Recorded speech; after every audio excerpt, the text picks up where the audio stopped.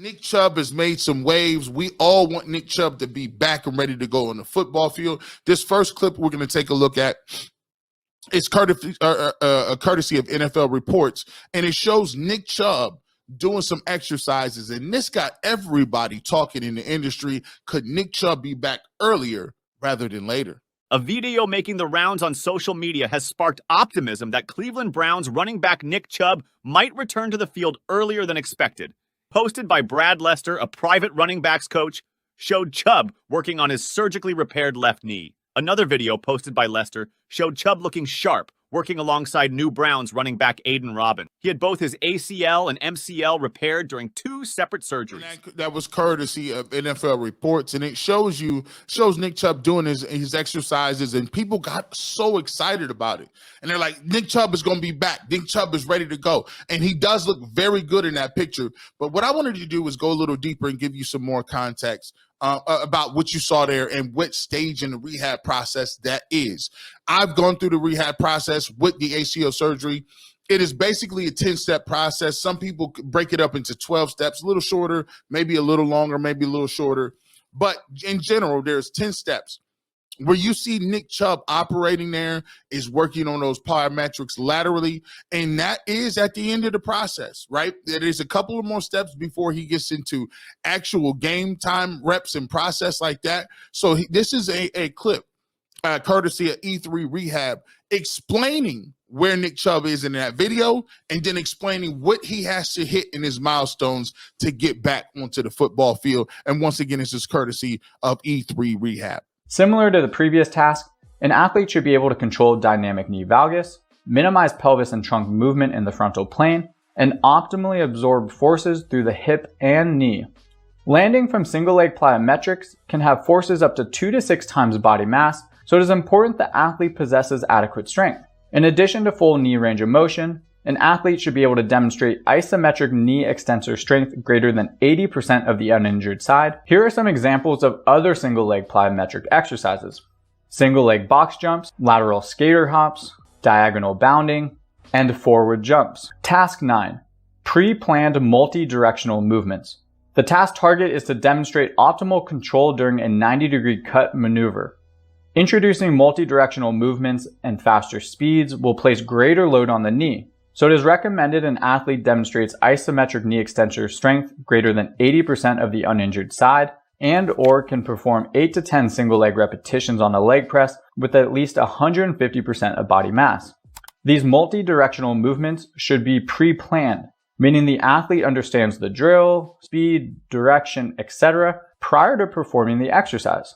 Start with slower speeds and short angles to limit loading on the knee. Demonstrating optimal control of the pelvis, trunk, and lower limb is recommended prior to beginning sport-specific training. Task 10. Sport-specific movements. The task target is to demonstrate optimal control of the pelvis, trunk, and lower limb during a 45-degree reactive change of direction.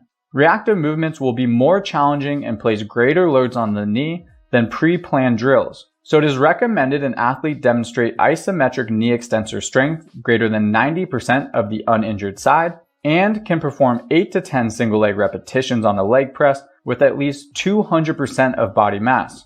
Reactive drills require an athlete to respond to real-time cues which mimic that of sporting activity. In order to safely return to sport following ACL surgery, an athlete should gradually progress to high-speed reactive multi-directional tasks over time. So as you can see, and shout out to E3 Rehab, what they want to see with that is a slow, gradual progression to planned cutting.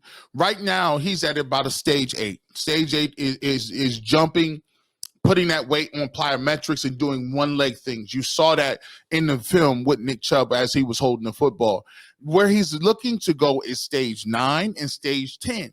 When you get to stage 9, pre-plan cutting and different things like that. They're going to tell him a direction to go. He's going to go and work slowly to that, and then slowly but surely work on putting more and more weight and more emphasis on cutting and putting more weight-bearing, cutting torque and force on that injured leg. That's where you're looking to get, right? So, what I wanted to do is just give you, based on what we're seeing, some of the areas where I can say, okay, based on my knowledge and based on what I've done before, this is about where he is. Now, granted, you can never know. The rehab process is different for everybody. This is not a guarantee that, Nick Chubb is going to not be ready or going to be ready. This is just giving you a ballpark figure based on some professional advice and based on what I know from having an injury. So when you look at it, I think Nick Chubb is ahead of schedule. You look at it, it's right now, it's July. And when you're in the month of July, you got July, August, and September. He's right now has a whole month to be able to put more weight in July and work into gradually cutting without knowing which direction. So that's quick direction. That's quick. That's pace. That's being able to put weight on it, come down. That's being able to see a linebacker in the hole, gut, cut, move around, and do certain things like that. Those are going to be things you can work into. That's why when I say and look at it, the Cleveland Browns are going to work him in slowly because, as you see, he's ahead of schedule, probably right where you need to be. But we never know what it's going to look like when you start putting those cuts on, right? A lot of people got excited when you talked about hopping. The cut process is really where you start to have to, believe in your surgeon, I call it, right? Because the first time you put that leg in the ground and that weight is shifted outside the frame of your body, that's when you can say, I'm ready to go. I got some faith, or I'm going to need a little more time on this one. It's all about the cutting, and given the fact that that is his skill set. Now, granted, it's even more difficult for him because he's a running back. As a defensive lineman, I'm not making cuts too much. I'm straightforward. I'm getting a pass rush. I'm trying to bend and get low. Quick burst. I'm not doing too much change of direction. Running back, that's all you're doing is change of direction. So, what we wanted to do there is just give you a little bit of insight into where Nick Chubb is at based on that film and where he looks to go in the next steps for us to get 24 back on the field, because at the end of the day, that's what we all want. That's what we all waiting for, is to get 24 back on the field. This just gives you a little bit of a broad timetable and big picture idea into what that looks like.